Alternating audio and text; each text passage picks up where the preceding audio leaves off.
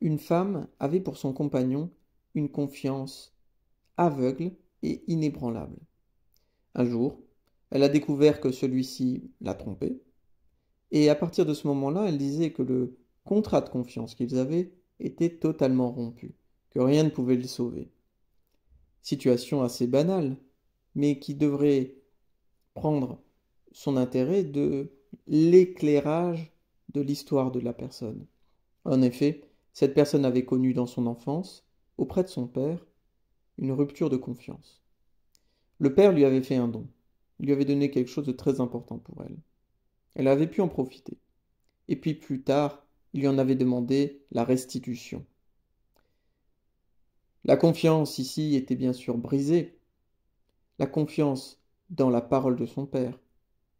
Lui-même, ce père, n'avait pas réellement confiance dans sa parole pour agir de la sorte. La femme avait donc connu, à plusieurs reprises, auprès de ce père, et dans un environnement familial un peu plus large, ses défauts de confiance.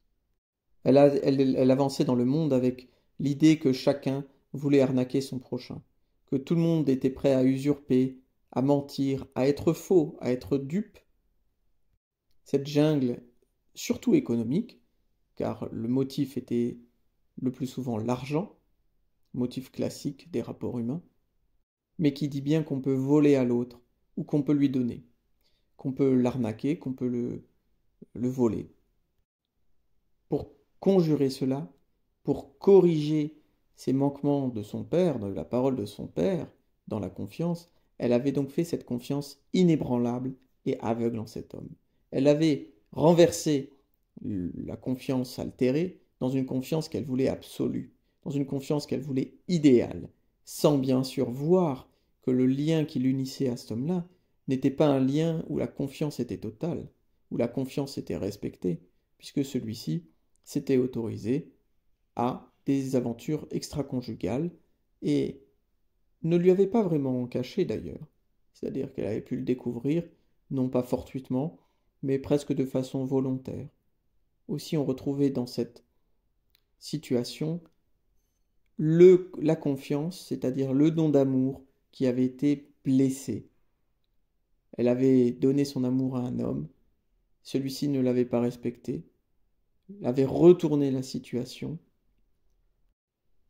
comme si celui-ci lui disait tu peux reprendre ton amour parce que j'ai trouvé l'amour auprès d'une autre.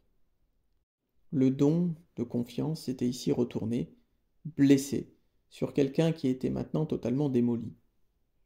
Voyons bien que cette personne oscillait entre deux extrêmes, une méfiance absolue dans le monde social, héritée du passage familial, et une confiance absolue en un homme. Un seul homme ici était l'idéal autour duquel une confiance aveugle pouvait s'instaurer.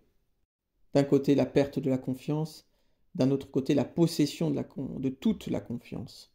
La confiance était essentialisée, projetée dans une seule figure. Il n'y avait donc pas de souplesse dans les liens de confiance. Ce qui peut permettre à une personne de comprendre cela sur un point de vue psy, ce serait que la parole en tant que telle peut aussi bien dire le vrai que le faux. Que la parole, on peut y faire confiance comme on peut s'en méfier. Ainsi, confiance et méfiance sont liées.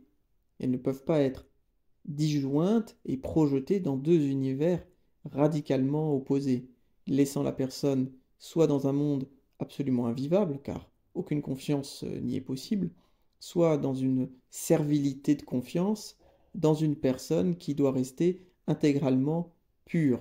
Et on voit bien combien la chute de cet idéal est brutale et violente pour elle. Donc confiance et méfiance sont partie liées, et il est important de pouvoir les travailler ensemble, travailler le lien qui les unit, qui les désunit, et de bien comprendre que dans la rencontre avec quelqu'un, ce sont ces deux univers de confiance et de méfiance qui sont là en jeu. La psychanalyse, c'est un espace particulier où l'on peut mettre en lien ces deux entités, qui sont la confiance et la méfiance, les faire jouer ensemble, comprendre qu'une parole peut être vraie comme elle peut être fausse, qu'elle peut être authentique, qu'elle peut être fictive, qu'elle peut être mythologique, qu'elle peut être réelle, bref, qu'il y a toute une danse entre la confiance et la méfiance qui peut se jouer. Ainsi, ça me permet de conclure la chose suivante. La psychanalyse, ça ne sert pas que à retrouver confiance en soi ou confiance dans l'autre, ce qui est pareil, avoir confiance en soi et confiance en l'autre.